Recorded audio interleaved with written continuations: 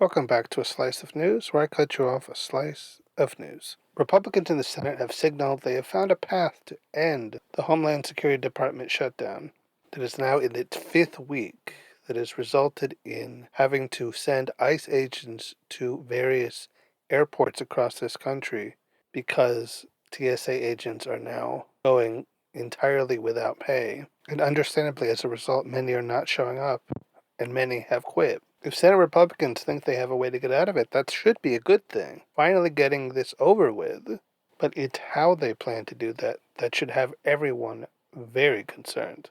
Since Republicans and Democrats in the Senate can't agree, one side wanting no additional funding for ICE and not making the SAVE Acts into law, and the other side, with heavy pressure by their king to do it, want all the funding for ICE and to pass those SAVE Acts, make them into law, and make sure that things like mail-in voting are a thing of the past. It's been a serious struggle to find some sort of middle ground that both sides would agree to pass and end this ever-lengthening Department of Homeland Security shutdown. Because finding a solution that was agreeable to both sides has taken so long and been so difficult, Senate Republicans have decided maybe they don't need to find one. Reportedly now the plan for the GOP is to use reconciliation to pass more ICE funding and parts of the SAVE Act and make them into law. In doing so, they would entirely sidestep the need for a 60-vote majority, something they know they do not have, and make it only need 51 votes, something that they're fairly confident they can get. They've already passed things with a 50 vote,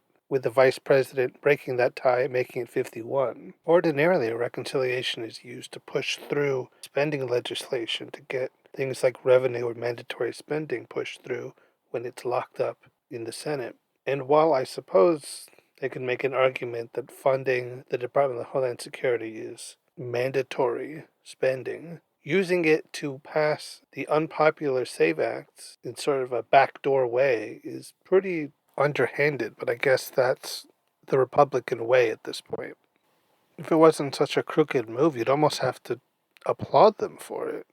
They're managing to get two things that they want passed through, entirely sidestepping the other party, and getting something passed into law even members of their own party think are wrong. The real question at this point is how are they going to manage to tie those aspects of the SAVE Acts into a budget bill when it really has absolutely nothing to do with governmental spending.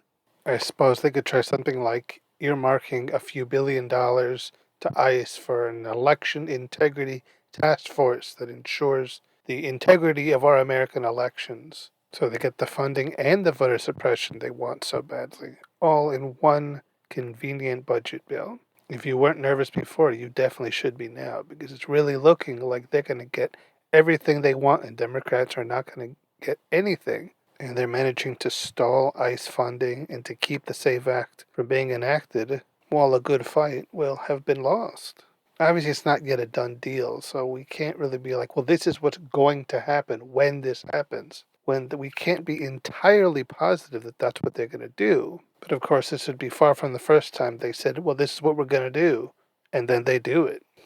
It may be a bit of hyperbole to say this country is cooked once they put this through, but it's certainly feeling like that's exactly what we're looking at. Senate Republicans have shown, if nothing else, a willingness to cheat to win, to essentially circumvent the procedures that make up their job just to get past something that they could not get past in the normal way. The way legislation is supposed to work, and I put supposed to in really large quotes, is the back and forth between the two political parties until they can find an agreement that is at least somewhat mutually agreeable, not ramming through their agenda despite any sort of opposition, even when that opposition is coming from members of their own political party. The SAVE Act is dangerous for democracy in this country, and that's something that even certain Republicans are saying that they can see. So the fact they're going to try to backdoor this stuff in is really concerning. They're essentially making it so the minority party doesn't matter.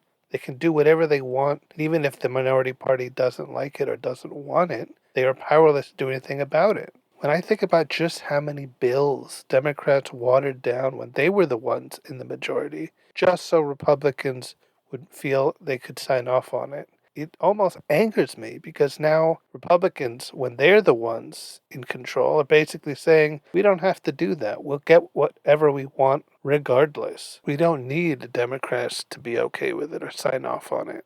In a way, Democrats are being punished by having played by the rules when they were the ones in power. And Republicans are basically saying rules only matter when we are not the ones being affected. And that's a really bad precedent to set. It's essentially giving one political party unilateral control over the entirety when it comes to passing legislation. They can just ignore the will of anyone who disagrees with them and pass whatever they want, no matter how much opposition there may be to the thing they're trying to get passed. I can only imagine the kind of uproar there would have been if Democrats had tried to pull something like this, backloading something they know Republicans would never allow into a bill that they know Republicans cannot stop. To say they'd cry foul is an understatement. They say Democrats were undermining the very foundation of our government and spitting in the face of our founding fathers and what they worked so hard to establish. Republicans show us time and time again that to them there are two different playbooks, two different sets of rules, and for them the only thing in their book is we win.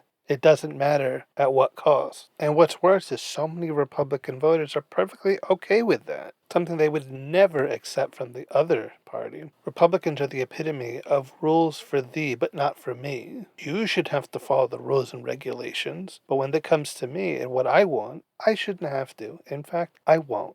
Trying to push through ICE funding and the SAVE Act using reconciliation is wrong. It's not the way to do this. Yet they're willing to do it because they know they cannot do it the normal way, the correct way. But what it is desperation. That much is obvious. Despite their repeated attempts to blame Democrats for this department shutdown, many are rightly blaming Republicans for not simply taking the numerous bills that Democrats have put forward that would reopen the Department of Homeland Security just without the ICE funding. But in typical Republican fashion, unless they could get everything they wanted, they were willing to get nothing done. So they suppose if they can use reconciliation to get what they want and never give in to the Democrats, it's a win-win. They can look strong and they can still get everything they wanted without ever having to concede anything. And of course are desperate to ram through the SAVE Act because they know without voter suppression, they cannot win the midterms or possibly any future elections. Even though the SAVE Act as it is fairly unpopular amongst both sides of the political aisle. Even those who are in favor of some sort of voter security are not fully in favor of full-on voter suppression to get it.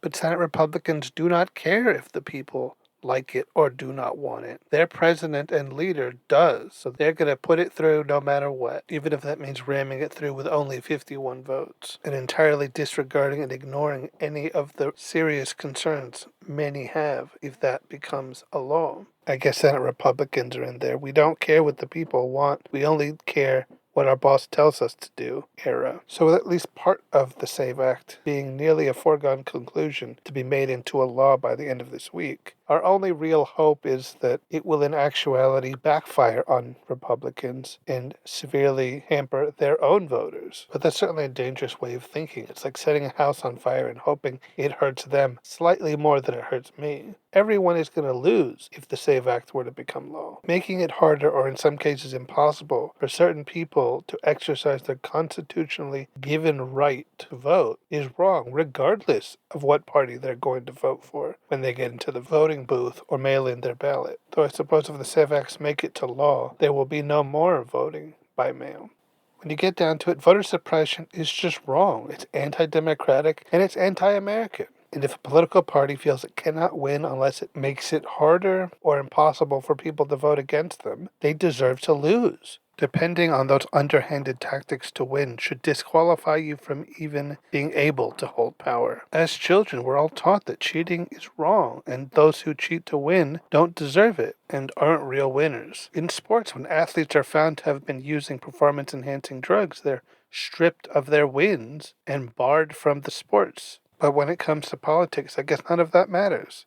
Either they were never taught that lesson or they are willing to ignore it if it means victory for them. We still don't know for sure what's going to happen. We know what they're saying they want to do. We know what they're saying they're planning on doing. But whether or not it's actually effective is yet to be seen. Will they be able to get their ICE funding and SAVE Acts through using reconciliation? I don't know. They certainly are going to try. And the fact they think it's even on the table at all is something that is bad for all of us. I'm still a firm believer that better times are ahead. It's really looking like it's going to be pretty rocky before we get there. Alright guys, that'll be it for this episode of A Slice of News. I've been your host, Mr. Slice, and until next time when I cut you off, another slice of news. And don't forget to rate and review the show on Spotify, Apple Podcasts, or wherever you find it.